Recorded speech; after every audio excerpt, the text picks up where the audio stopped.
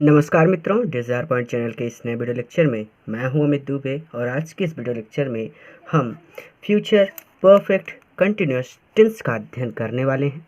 Video बहुत ज़्यादा logical और बहुत ज़्यादा इजी होगा और मेरा ये प्रॉमिस है कि जब ये वीडियो ख़त्म होगा तब आपके लिए यह टॉपिक धुआं होने वाला है।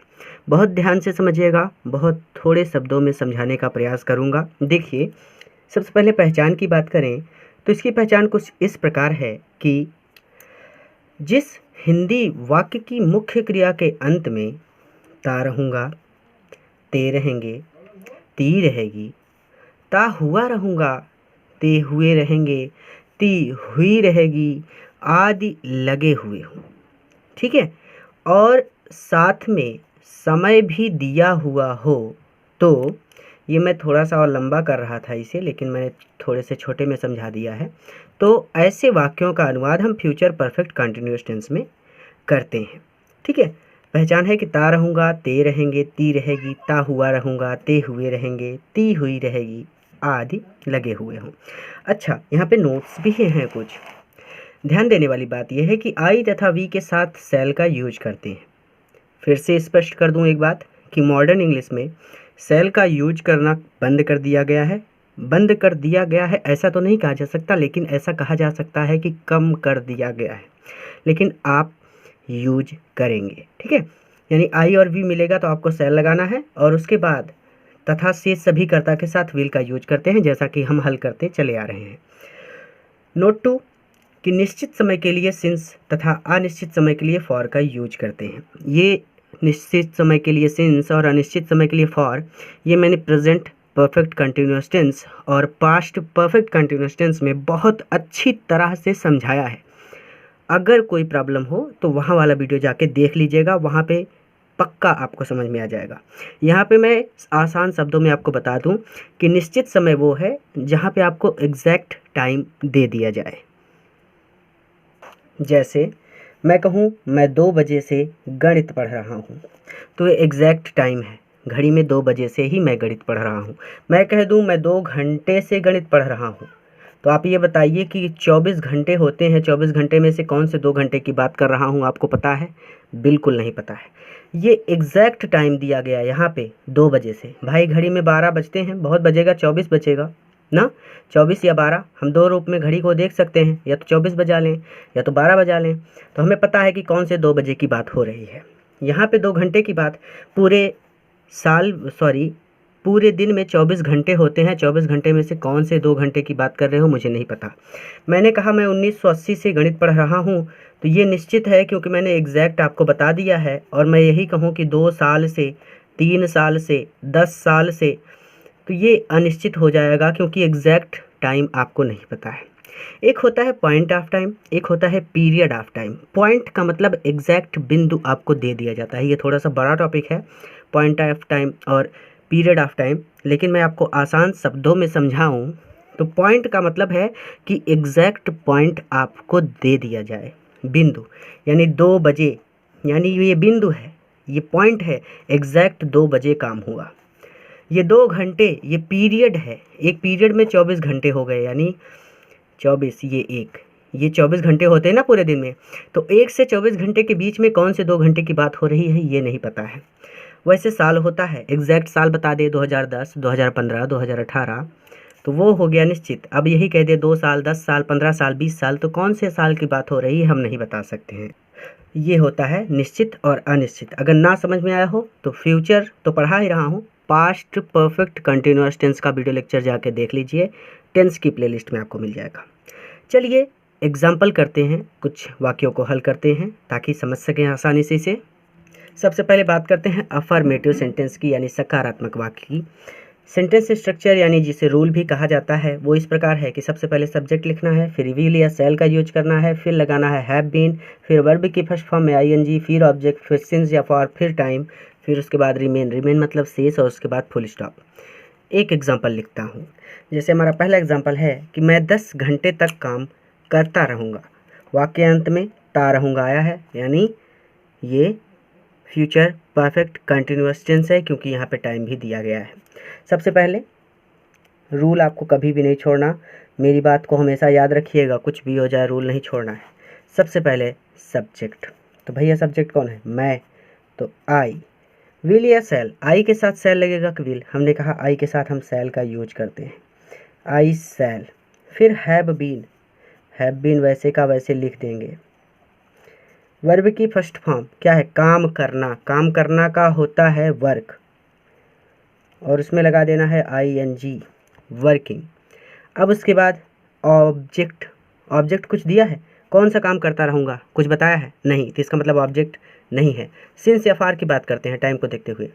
10 घंटे, 24 घंटे होते हैं, कौन से 10 घंटे की बात हो रही है आपको पता है, बिल्कुल नहीं पता, तो अनिश्चित समय है, अनिश्चित के लिए फॉर।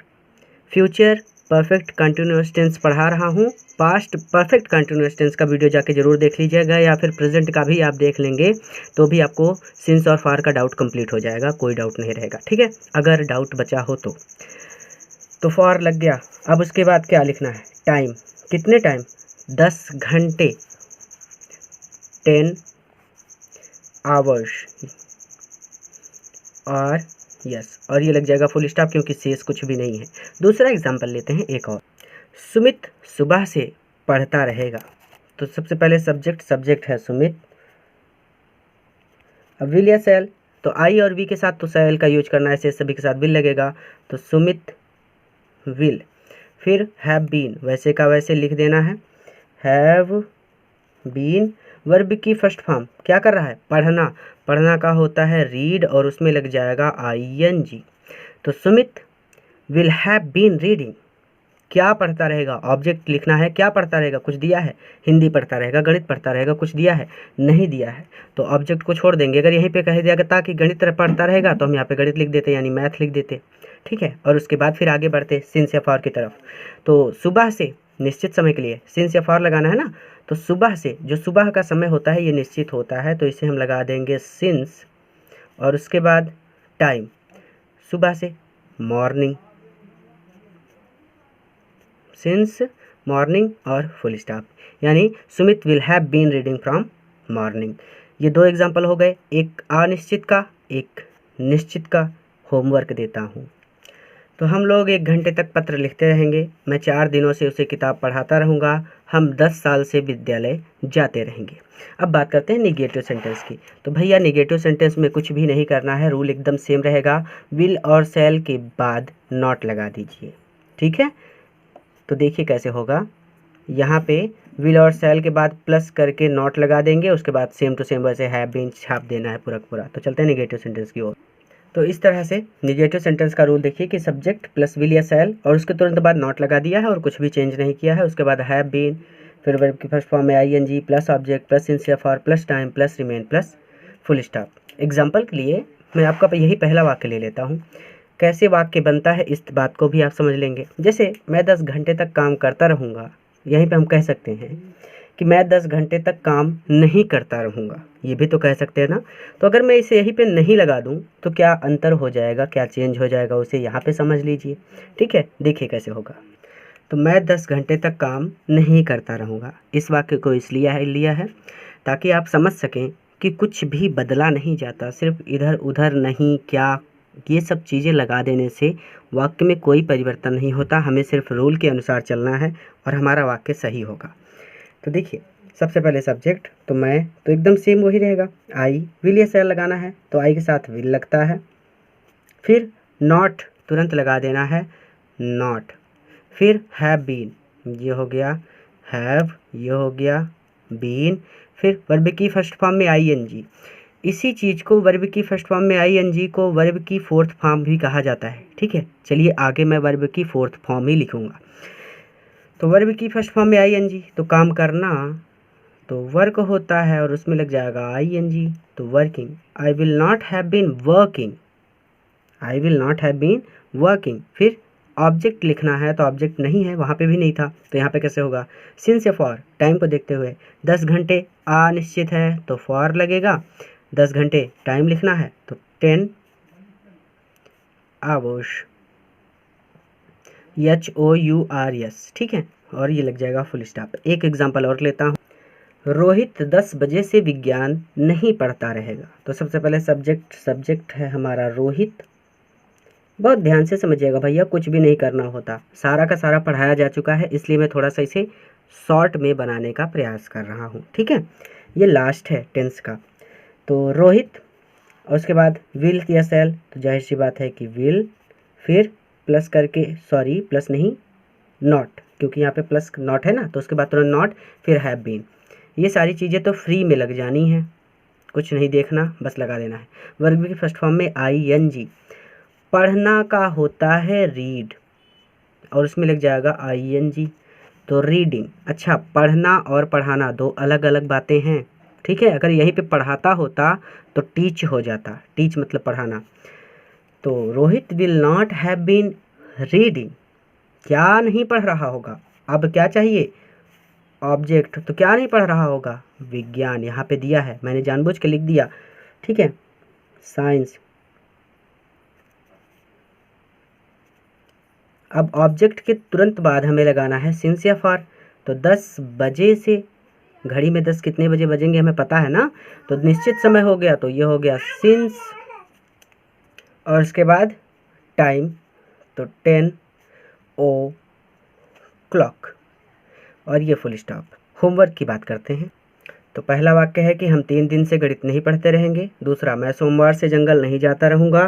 तीसरा, सीता 2 घंटे से गीत नहीं गाती रहेगी। इसी तरह के वाक्य आप और कहीं पुस्तक में मिलते हैं तो उन्हें भी कर लीजिएगा। ठीक है, अब बात करते हैं इंट्रोगेटिव फर्स्ट की।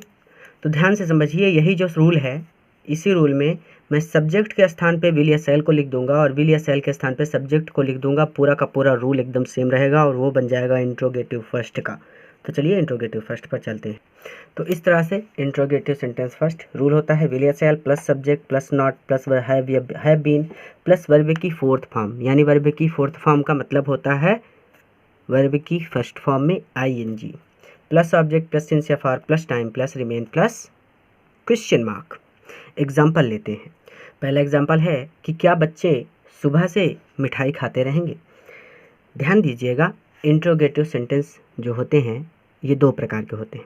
एक तो होता है इंट्रोगेटिव सेंटेंस फर्स्ट और एक होता है interrogative sentence second. Interrogative first जो होता है उसमें बात ये होती है कि इसके प्रश्नों का उत्तर आप केवल हाँ और नहीं में दे सकते हैं। जैसे आपसे आपके पिताजी ने पूछा कि आपके घर में कुछ बच्चे हैं और उनके बारे में पूछ रहे हैं कि क्या बच्चे सुबह से मिठाई खाते रहेंगे, तो आप कह दें हाँ, तो वो समझ जाएंगे कि हाँ बच्चे सुबह से मिठाई खाते रहेंगे। और अगर आप कह दें नहीं, तो आप वह समझ जाएंगे कि बच्चे सुबह से मिठाई नहीं खाते रहेंगे। आसान से शब्दों में मोटी मोटी बात यह है कि इस तरह के प्रश्नों का उत्तर आप केवल हाँ और नहीं में दे सकते हैं। ठीक है, एग्जाम्पल करते हैं, इसको सॉल्व करते हैं। तो सबसे पहले विल या सेल, सब्जेक्ट को देखते हुए, तो सब्जेक्ट कौन है, बच्चे, तो जाहिर सी बात है विल लगेगा। ये तो पोलियो हो गया W को, तो विल W कैपिटल में है। फिर बच्चे, तो बच्चे के लिए क्या होगा, किसी विशेष बच्चे की बात हो रही होगी, सभी बच्चे तो एक बार में मिठाई खाएंगे नहीं, तो द लगा देंगे। उसके बाद चिल्ड्रन, चिल्ड्रन बहुवचन होता है। ठीक है, तो चिल्ड्रन। अब उसके बाद नॉट तब लगेगा क्योंकि ये भी 2 प्रकार के होते हैं ना, इंट्रोगेटिव निगेटिव सेंटेंस फर्स्ट और एक होता है इंट्रोगेटिव सेंटेंस फर्स्ट। नॉट आपको तब लगाना है जब इस वाक्य में कहीं पर नहीं शब्द मिल जाए, तो कहीं पर नहीं है, इसलिए नॉट को छोड़ देंगे, हैव बीन लगा देंगे, हैव बीन। वर्ब की फोर्थ फॉर्म का मतलब है वर्ब की फर्स्ट फॉर्म में ING। तो खाना, खाना का होता है ईट और उसमें लग जाएगा ING, ईटिंग। फिर ऑब्जेक्ट, क्या खाते रहेंगे, मिठाई, तो स्वीट, तो स्वीट हो गया। अब एक मिठाई नहीं, स्वीट्स होता है इस तरह से। और ये हो गया आपका, यहाँ पे हम पहुँच चुके थे ऑब्जेक्ट तक। अब सिंस या फॉर, टाइम को देखते हुए, तो सुबह है, सुबह के लिए हमेशा सिंस लगता है और सिंस लग गया। अब टाइम, टाइम तो मॉर्निंग। ठीक है, और ये हो जाएगा क्वेश्चन मार्क। इसी वाक्य को एक दूसरी तरह से लिख देता हूँ, यहीं पे मैं लिख देता हूँ कि क्या बच्चे सुबह से मिठाई नहीं खाते रहेंगे। तब देखिए क्या होगा, तो सेम वाक्य दूसरी तरह से कि क्या बच्चे मिठाई नहीं खाते रहेंगे। तो सबसे पहले विल या सेल, ये तो एक बार कर चुके हैं तो यही लिखना है, विल द चिल्ड्रन।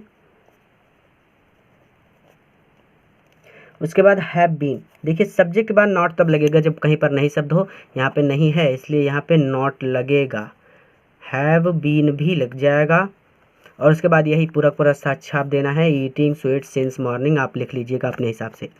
अब पूछिए कि इसमें और इसमें क्या अंतर है। तो भैया अंतर केवल इतना सा है कि ये वाला वाक्य इंट्रोगेटिव सेंटेंस फर्स्ट का है और ये वाला वाक्य इंट्रोगेटिव नेगेटिव सेंटेंस फर्स्ट का है। एक ही चीज़ को दो एग्जाम्पल यानी एक एग्जाम्पल से दोनों तरह के वाक्यों को समझा दिया।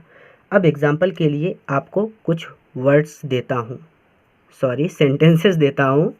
तो पहला एग्जाम्पल है कि क्या वह 10 बजे से क्रिकेट खेलता रहेगा, क्या हम 2 बजे से विद्यालय जाते रहेंगे, क्या सुधा 2 साल से गीत नहीं गाती रहेगी, क्या माताजी सुबह से भोजन नहीं पकाती रहेंगी। स्वयं से कीजिएगा।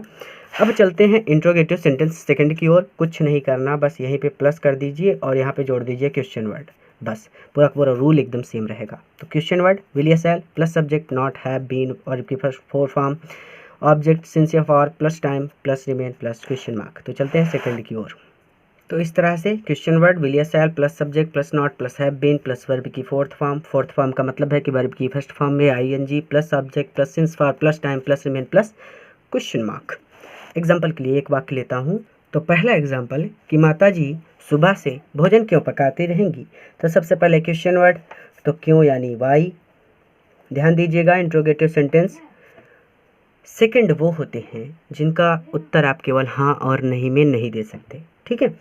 तो वाई विल या शैल सब्जेक्ट को देखते हुए, तो मदर यानी मदर के लिए विल, मदर नॉट। नॉट तब लगाना है जब यहाँ पर कहीं पर नहीं शब्द हो, तो नहीं है तो नॉट को छोड़ देना है। हैव बीन, तो why will mother have been verb की फोर्थ फॉर्म यानी कुक, पकाना तो कुकिंग हो जाएगा, ठीक है।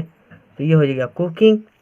फिर ऑब्जेक्ट क्या पकाती रहेंगी, भोजन तो फूड। फिर सिंस या फॉर, सुबह से के लिए सिंस हो गया और टाइम यानी मॉर्निंग और ये लग गया क्वेश्चन मार्क। तो why will mother have been cooking food since morning. इसी वाक्य में मैं दूसरा वाक्य भी आपको समझा देता हूँ सेम वाक्य में, ताकि कोई भी डाउट ना रहे। इंट्रोगेटिव सेंटेंस सेकंड जो होते हैं ये भी दो प्रकार के होते हैं। एक तो इंट्रोगेटिव सेंटेंस सेकंड होता है और एक होता है इंट्रोगेटिव निगेटिव सेंटेंस सेकंड। इसी वाक्य को लिखते हैं कि माताजी सुबह से भोजन क्यों नहीं पकाती रहेंगी। तो देखिए क्या होगा। तो माताजी सुबह से भोजन क्यों नहीं पकाती रहेंगी, तो यही वाला सेम यानी वाई, फिर विल, फिर मदर, सब्जेक्ट तक तो आ गए। अब सब्जेक्ट के तुरंत बाद नॉट है। नॉट तब लगाना है जब वाक्य में कहीं पर नहीं शब्द हो, तो यहाँ पे नहीं आया है तो हम नॉट को लगा देंगे और उसके बाद पूरा पूरा एकदम ऐसे ही हैव, चलिए एक बार लिख देता हूँ, have been cooking food since morning यानी मॉर्निंग और ये हो जाएगा क्वेश्चन मार्क, ठीक है। तो इस तरह से यहाँ पे सेम ही वाक्य था और एक ही वाक्य में मैंने आपको दो बातें समझाई कि ये वाला जो पहला वाला वाक्य है ये इंट्रोगेटिव सेंटेंस सेकंड है और ये दूसरा वाला वाक्य इंट्रोगेटिव निगेटिव सेंटेंस सेकंड है। होमवर्क देता हूँ, अपने हिसाब से कीजिएगा तो ज़्यादा आसानी से समझ सकेंगे। तो इस तरह से ये पहला एग्जाम्पल है हमारे पास कि बच्चे 7 बजे से विद्यालय क्यों जाते रहेंगे, सुनार 7 वर्षों से अंगूठी क्यों नहीं बनाता रहेगा, हम सुबह से कहाँ क्रिकेट खेलते रहेंगे। और भी वाक्य आप अपनी तरफ से किसी पुस्तक में मिल जाए तो ढूंढ कर लीजिएगा। अगले वीडियो लेक्चर से हम पैसिव वॉइस का अध्ययन करेंगे। धन्यवाद।